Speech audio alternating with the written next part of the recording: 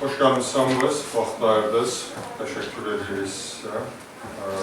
Bugünkü görüşmemizin səbəbi deməli qeyri-hökumət təşkilatlarına dəstək Dövlət Agentliyinin layihəsi çərçivəsində qeyri-hökumət təşkilatının sədri, partiya, Ədalət və Hüquq Partiyasının sədri müavini Niyanətindən Orxanlı sizə bugünkü iclasımız və layihə haqqında fikirləri söyləyəcək, bölüşəcək. Təşəkkür edirəm, Əmin müəllim. Bir daha hər birinizi salamlayıram. Qısa Əmin müəllim qısa məlumat verdi, əlavə etmək istəyirəm. Qeyd etdiyi kimi, mən Ədalət və Demokratiya Partiyası Qüdrət Həsənquliyev, Milli Məclisin deputatı, rəhbərlik etdiyi partiyanın baş katibiyyəm, müaviniyəm, 20 ildən artıqdır ki, Bələdiyyələrin İnkişafı Yardım İctimai Birliyin sədriyəm. Uzun müddət televizya aparıcısı olmuşam, gazetənin başında duruyam və bugünkü bura yoluşmamızın əsas məqsədi qeyd etdiyimiz kimi qeyri-hökumət təşkilatlarına Dövlət Dəstəyi Agentliyinin maliyyələşdirdiyi bələdiyyə aktlarının təhlili. Bu dəfə Dövlət Agentliyi məhz Suraxanlı rayonunda mövcud fəaliyyət göstərən 6 bələdiyyədə tədbirlərin keçirilməsini maliyyələşdirib və yerli özünü idarə etmə orqanlarında mövcud aktların, Milli Məclisdə qəbul etmiş aktların təhlillərini aparmaq, sizlərlə səmimi söhbət etmək və bu görüş həm televiziya kanallarında yayımlanacaq, həm yerli mətbuatda, saytlarda, sosial şəbəkələrdə. Yeri gəlmişdən əlavə bir məlumat da verib, baxmayaraq ki, mən qeyd etdiyim kimi 20 ildən artıq hörmətli Qüdrət müəllimin birinci müaviniyəm. Həmçinin də 99-cu ildən 25-ci ilə qədər 5 dəfə ardıcıl Abşeron rayonundan bələdiyyə üzvü seçilmişəm. Bu institut, bu yerli özünü idarə etmə orqanı mənə çox yaxındır. Sizlərlə mənə əməkdaş bircə kollegiya hesab edə bilərsiniz. Bu institut 99-cu ildə yaranıb. Təxminən yarandığı dövrdə 2700 bələdiyyə subyekti olub və 21 mindən artıq bələdiyyə üzvü seçilib. Və 2700 bələdiyyə zaman keçdikcə təmərküzləşib, birləşmə prosesi həyata keçirilib və bu 1000 bələdiyyə təxminən bir 10 il bundan öncə birləşib qalmışdır 1700. Və nəhayət bir neçə müddət yaxın gələcəkdən söhbət gedir. Cənab Prezident İlham Əliyev yenə də Bələdiyyə Yerli Özünü İdarə Etmə İnstitutuna göstərdiyi xüsusi diqqətin nəticəsində birləşmə prosesini həyata keçirdiyi fərman imzaladı. Hal-hazırda Azərbaycanda 685-85 bələdiyyə fəaliyyət göstərir, 8000-dən artıq bələdiyyə üzvləri. Biz 1995-ci il Azərbaycan Respublikasının konstitusiyası qəbul olunanda yerli özünü idarə etmə orqanında bələdiyyə yerli özünü idarə etmə konstitusiyada nəzərdə tutuldu. Və 30 ilə yaxındır ki, bu fəaliyyət göstərilir. Azərbaycanın bütün sahələrində, təbii ki, bir müddət Qarabağ və işğal olunmuş ərazilərdə bələdiyyə seçkiləri keçirilməsi qeyri-mümkün idi, bəlli səbəblər ucbatından.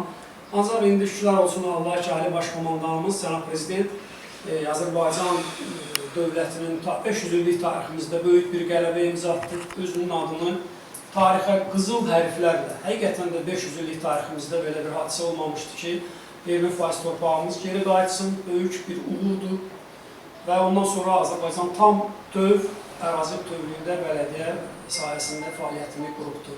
Mən ilk olaraq bugünkü tədbir üçün bizim rayonun hörmətli başçısı Adil müəllim Əliyev cənablarına təşəkkürümü bildirmək istəyirəm. O cümlədən hörmətli Emil müəllimə və digər şəxslərə, bələdiyyə rəhbərində olan şəxslərə bizim adını vermədiyimiz çox məmnunam ki, polis zabitimiz Azərbaycanın sabitliyinin təminatında yüksək əmək və fədakarlıq göstərən bütün polis qardaşlarımızı da alqışlayıram, təşəkkürümüzü bildiririk ki, bu tədbirdə iştirak edirsiniz. Burada əsas istiqamət qeyd etdiyim kimi, bələdiyyə səlahiyyətlərinin artırılmasından söhbət gedir. Bələdiyyə aktlarının Milli Məclisdə qəbul etdiyi aktların düzgün təsbit olunmasından söhbət gedir.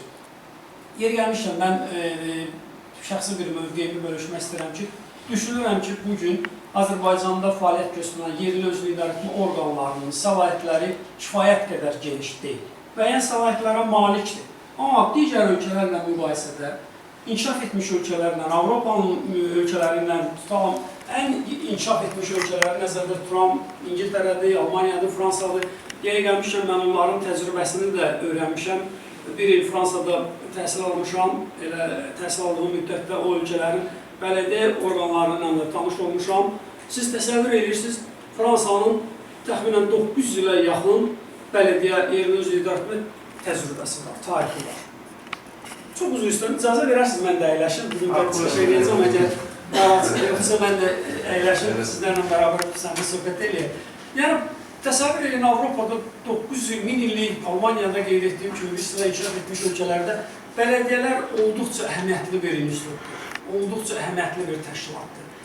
Yəni, bizim təşkilatın hər illik qeyd etdiyim kimi dövlət təşkilat tərəfindən maliyyələşir və yeri gəlmişən Dövlət Agentliyinə, Azərbaycan Respublikasının qeyri-hökumət təşkilatlarının Dövlət Agentliyinin rəhbərliyinə, icraçı direktoruna hər bir kəsə dərin təşəkkürümüzü bildiririk ki, Azərbaycanda bu sahədə yüzlərlə il ərzində dövlət büdcəsindən bütün istiqamətlərdə demək olar ki, layihələr icra olunur, minlərlə, 10 minlərlə Azərbaycan vətəndaşı, qulluqçular, bələdiyyə qulluqçuları, bələdiyyə üzvləri, bütün əlilliyi olan şəxslər bu layihələrə cəlb olunur, mövcud problemlər təhlil olunur. Bax, bugünkü bizim görüşümüzdə həm agentliyə təqdim olunacaq, amma ölkənin bir sıra ən mühüm saytlarında, agentliklərində, qəzetlərində çap ediləcək və uzun televiziya kanallarında yayımlanacaq. O cümlədən agentliyə təqdim olunacaq bu hesabat, onlar da izləyəcək, sizin təkliflər müzakirə olunacaq. Burada məqsəd bələdiyyə institutunun artırılmasından söhbət gedir ki, biz istəyirik ki, Azərbaycan institutu olan bu yerli özünü idarə etmə böyük səlahiyyətə malik olsun. Hətta deməzdim Avropa ilə müqayisədə, ən azı qardaş ölkə Türkiyə nümunəsi var. Yəni biz tam səmimi bir söhbət edirik. Mən özüm siyasi istiqamətimi də qeyd etdim. Bizim partiya ən zaman ədalətli, hüququ, ölkədə demokratik cəmiyyətin ənənələri formalaşmasını gündəmə gətirən, xüsusən polis əməkdaşlarının yüksək fəaliyyətini, təhsil əməkdaşlarının, səhiyyə işçilərinin əmək haqlarından tutmuş bütün sosial təminatını dəfələrlə parlamentdə qaldıran hörmətli Qüdrət Həsənquliyev cənablarının müaviniyəm. Yəni, bizim mövqeyimiz açıqdır, müstəhdir, öz məsələlərimizdən, bələdiyyə məsələlərindən, mövcud problemlərdən. Öncə Qaraçuxur Bələdiyyəsində bir xanım bir məsələ qaldırdı. Çox maraqlı bir məqamdır. Vergi işçilərinin mühasibatını da marağını cəlb edəcək. Mən bunu bizim efirdə millət vəkillərinin də diqqətinə çatdıracam. Bunlar bu məsələdə təşəbbüs qaldırsın. Söhbət nədən gedir? Bələdiyyə ərazisində fəaliyyət göstərən evlər var, yaşayan evlər, əməkdaşlar var. Bunlar alı-satqıya gedir, müxtəlif vaxtlarda, zamanlarda. O zaman deyir ki, tələb olunur asan xidmətdə ki, suyun pulunu gedir, işığın pulunu gedir. Niyə üzrüstən bələdiyyə rüsumu ödənməsin? Özlərdə söhbət belə gedir. Bilirəm də 16 manat ya 12 manat illik torpaq vergisi, əmək vergisi. Bilirəm, başqa bir ürünümüz var. Yeri gəlmişdə çox belə yaxşı bir hal olmadı ki, bələdiyyələr vaxtı ilə bu sahibkarlıqla məşğul olan obyektlər vergisini aldı, verildi vergiyə. Vaxtı ilə bələdiyyələrin olubdu. Bu şəxslər bələdiyyə vergisi ödəmirlər. Bilirəm, bəli. Bir sıra təşəbbüslər var. Mən də bir fürsət bilinməni, kiminsə şəxsi bir problemi ola bilər, hörmətli Qüdrət müəllimə çatılacaq, yaxşı bir hüquqlarının pozulmasına dair nəsə istəyər, arzu edər, ərizəsi olar, məmnuniyyətlə təklikdə də görüşə bilərəm, ümumilikdə bir fikirlərinizi ala bilərəm. Nə varsa danışaq, müzakirə edək. Bu isti vaxtında mənə vaxt ayırdığınıza görə dərin təşəkkür edirəm sizə. Allah sizdən razı olsun. Səmimi olaraq istərdim ki, Azərbaycanda bələdiyyə institutu çox böyük inkişaf etmiş olsun. Sizlər burada vətəndaşlarla görüşəndə, onların problemlərini danışanda əziyyət çəkməyəsiniz. O vətəndaşlar ümid yeri kimi gəlsinlər və mən ümid edirəm ki, bu zamanla bu məsələ də öz həllini tapacaq. Azərbaycanda böyük islahatlara ehtiyac duyuruq. Bu sürətli islahatların cənabımızın bütün istiqamətlərdə, həm Qarabağ quruculuğunda, valla doğrudan böyük işlər gedir. Biz tək başına trilyon dollarlarla Azərbaycan xalqına maddi ziyandan, elə mənəvi ziyanı demirəm, ziyan vurmuş bir vandal bir xalqda demək, topluma, erməniləri nəzərdə tuturam. Onlarla birləşmiş o Fars-Molla rejimi də Azərbaycanın o Qarabağ ərazisində 30 ildə bir dənə daşı daş üstündə qoymadılar. bizi üzr istəyirəm, bağışlayın hamıdan, dönə-dönə üzr istəyirəm. Bu soğul kimi daşlarımızı da gəmirdi, apardı İran. Bir də üzrəm, bu Zəncəran rayonuydu, Səfərən Arazı görüyoruz. Bunlar biz yer vermədə ki, bizim cəmaat sağ-salamat onların arasında keçsin, arazi o tarafa. Buna imkan vermədilər. Bizim arazi keçmir. Amma 20-ci il müharibə döyüşündə deyirsiniz də? Yox. 92-də Qarabağda. Onlar bizə orada yer vermədilər. Əksər insanlar arazi üzrə keçmək istəyir. Onda polis səfəri işlədim, amma 10 gün var. Ezam olmuş müharibə çıxdı, hərbici oldu. Onu görmüşəm doğrudan da biz Allah böyükdür. Çox böyük. Və onu cənab prezident tək edir. Həm büdcəmizdən qənaət edir, özdə bir humanitar təşkilatlar ki var dünyada. Onların heç biri bizə kömək etmir. Qarabağın elə bərpasından söhbət gedir. Ən dəhşətlisi də odur ki, bu Sovet dövründə bəlkə də məlumat olmayanlar var, məlumat üçün sizə çatdırım. Seri dövründə Sovetin mina zavodu Ermənistanda olub. Mina zavod bəlkə də bilmirdiniz. O orada yaşayıb, orada olub, qurulub. Bütün dünyaya da mina zavod orada satılmışlar. Sovet dağılandan sonra da ermənilər yenə mina zavodunu indiyə qədər istifadə edirlər.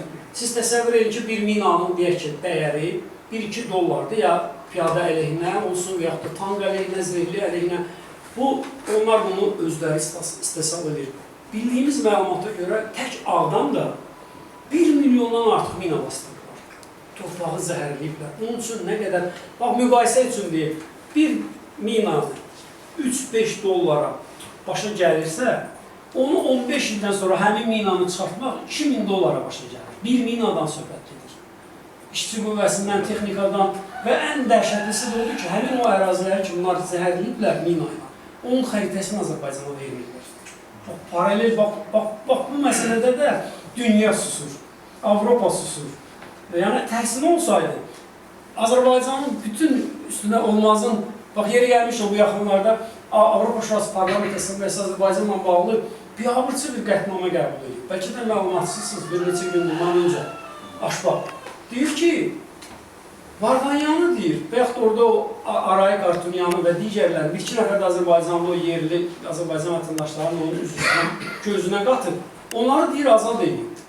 Müharibə şəraitində qaçınılı düşdü, amma bizi zorla çıxartdılar. Yəni, Türk-Müsəlman kökənli İslam dini daşıyıcısı olduğumuza görə soyğun keçirdilər bizə.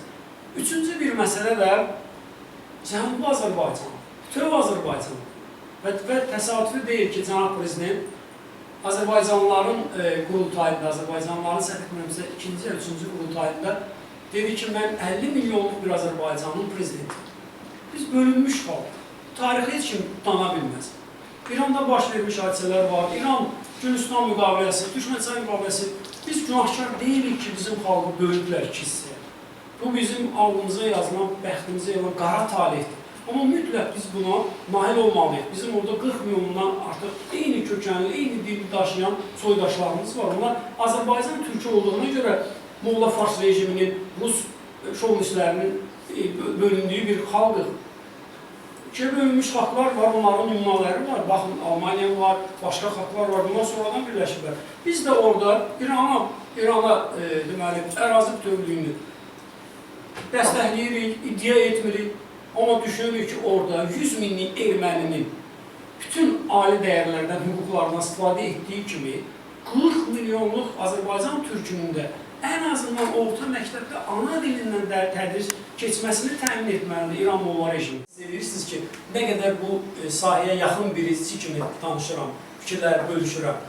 Yaxın yox, elə içindən olan insan kimi deyərdim. Bəli, yəni biz istəyirik ki, bunlar aradan qalxsın, yəni olmasın da, bu yerli özünü idarə etməni əsas tutmuşuqsa, Türkiyə gəlib hansı səviyyəyə çatıb, bələdiyyələr sayəsində. Qərarı da o verir, sərəncamı da o verir, məsuliyyəti də o daşıyır. Bütün bir su idarəsi gəlir, bələdiyyədən deyir ki, mən suyum gəlir. Bunun nə səlahiyyəti? Bunun nə səlahiyyəti? Bir boru almaq imkanında deyilsiniz. Vericiniz nə qədər düzüstür, nə qədər ayərsiniz deyirsiniz. Yəni ki, 15 min, 20 min vəqt olsun. Yox, 15 yox, 12, 13 olan çox söyləyirsən ki, buranın işçisi. Bununla necə, bax, yəqin ki, 20-yə yaxında ştatınız var. 14 nəfərlik. Və bax, bunun orta əmək haqqısını 400 manat götürsə, valla bax, özü də belə tam səmimidir. Yəni, bir sıralarda bəzən, bəlkə də bəzilərimizə tanış gəlirəm, bəzən təvazökarlıq olmasın, mənim bir çıxışım sosial platformada 1 milyondan çox baxış olur. Yəni, mən deyirəm ki, məsələ qaldıram, deyirəm, bax, 400 manat əmək haqqı alan kasıb təbəqə, bunun kommunal limitlə, işıq limitlə, su limitlə, qaz limitlə bir necə dolansın. Bax, mən hörmətli nazirimizə dəfələrlə müraciət etmişəm, Əmək Varlığı Sosial Müdafiəsi Naziri Sahib Babayev nazir olanda. Deyirəm, Sahib bəli, bax, siz 600 milyon vəsaiti keçən il büdcədən kəsib, geri qaytarmışsınız. 600 milyon vəsait, burada 130 min az təminatlı ailələrin təminatının kəsilməsi deməkdir. O cümlədən də 27 min əlilin təminatının kəsilməsi demək. Deyirəm, qardaş, sən Əmək Varlığı Sosial Müdafiəsi Nazirisin, yoxsa Qənaət Nazirisin? Avropada bir sıra ölkələrdə büdcə müzakirələri zamanı Milli Məclisdə təsdiq olunur da büdcəmiz. O hökumət nümayəndəsi nazir gəlib baş nazirdən, Milli Məclis üzvlərindən tələb edir, xahiş edir ki, mənə büdcə daha çox verir. Bu, bizim cümlə əksinədir. Cənab Prezident deyir ki, bu istiqamətdə 3 milyar, 4 milyar, o da söhbət nədən gedir? Pensiya təminatından, aslında mən bu dövləti sevən bir siyasətçi olaraq bunu qaldırıram.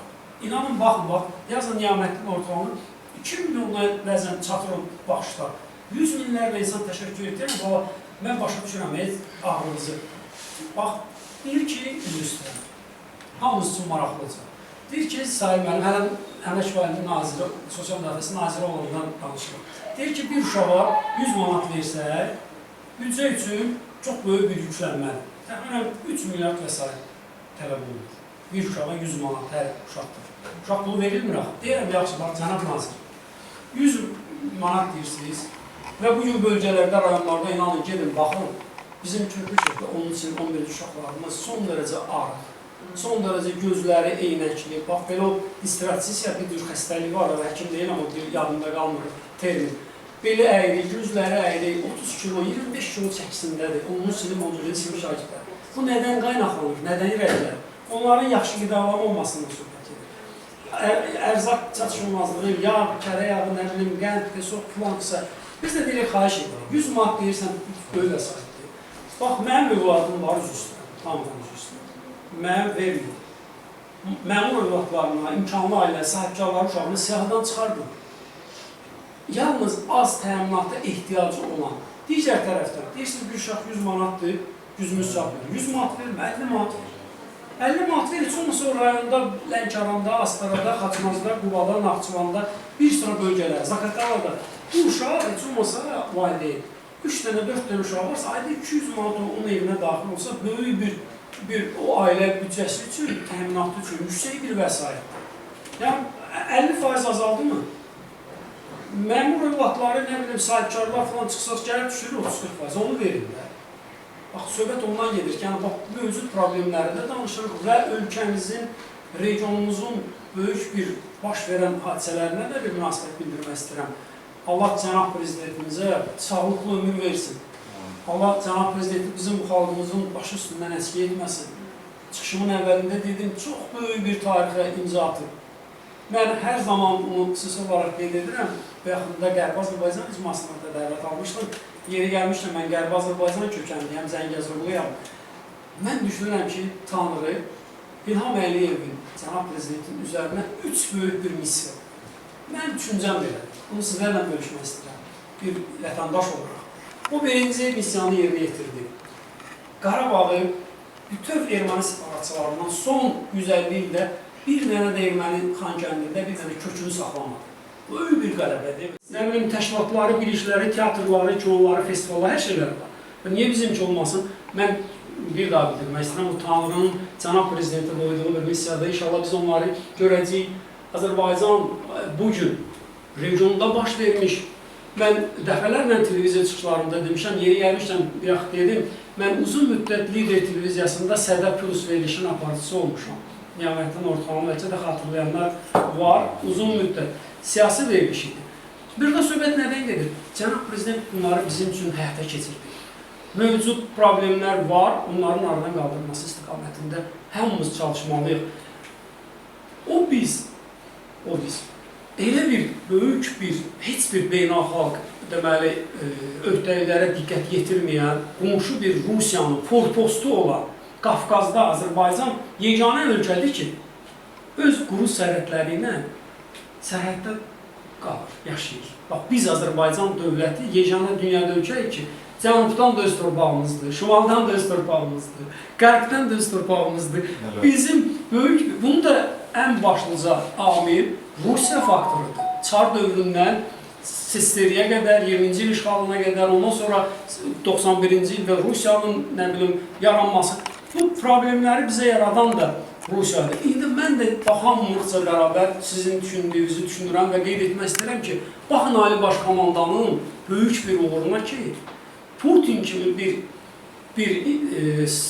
Rusiyaya rəhbərlik etmiş, nümunə var, Ukrayna nümunəsi, eyni kökənli xalqlardır, zəlil gündə qoyub Ukraynadır. Avropa, Qərb, Amerika Rusiyanı Ukrayna ilə üz-üzə qoydu və təcrübəsi olmayan, dövlət idarəçilik təcrübəsindən heç bir anlayışı olmayan Zelenskini bu oyuna gətirdilər və nə vəziyyət yarandı? 4 ildən artıqdır ki, Ukraynada bir daş üstündə qaldı, ərazi rayonlarından gedir. Dövlət əmlakı bələdiyyənindir, bəli. Əmlak komitəsi gəlib deyib ki, mən sənə buna tutalım 10 sot torpaq, mən buna çağırış verəcəm.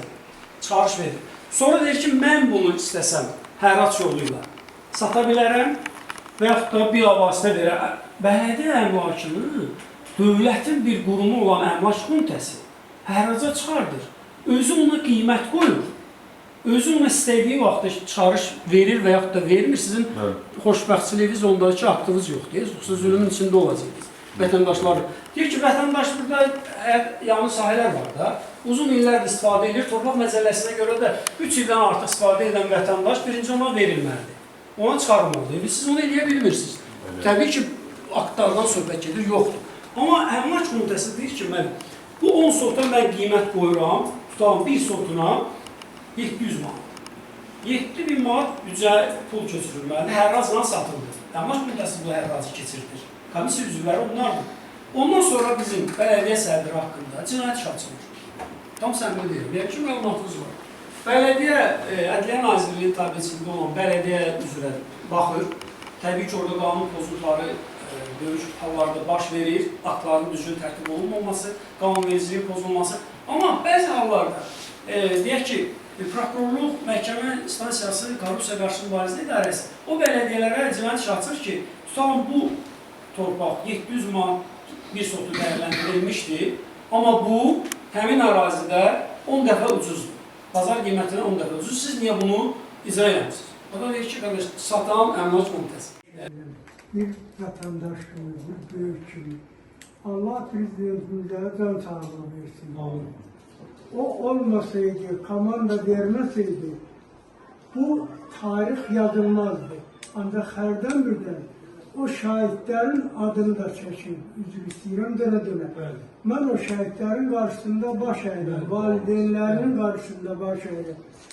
Mənim alnım açıqdır, mən Azərbaycandan çıxanda, harasa gedəndə, mən Azərbaycanlıyam, alnım açıq şahitlərimin hesabına.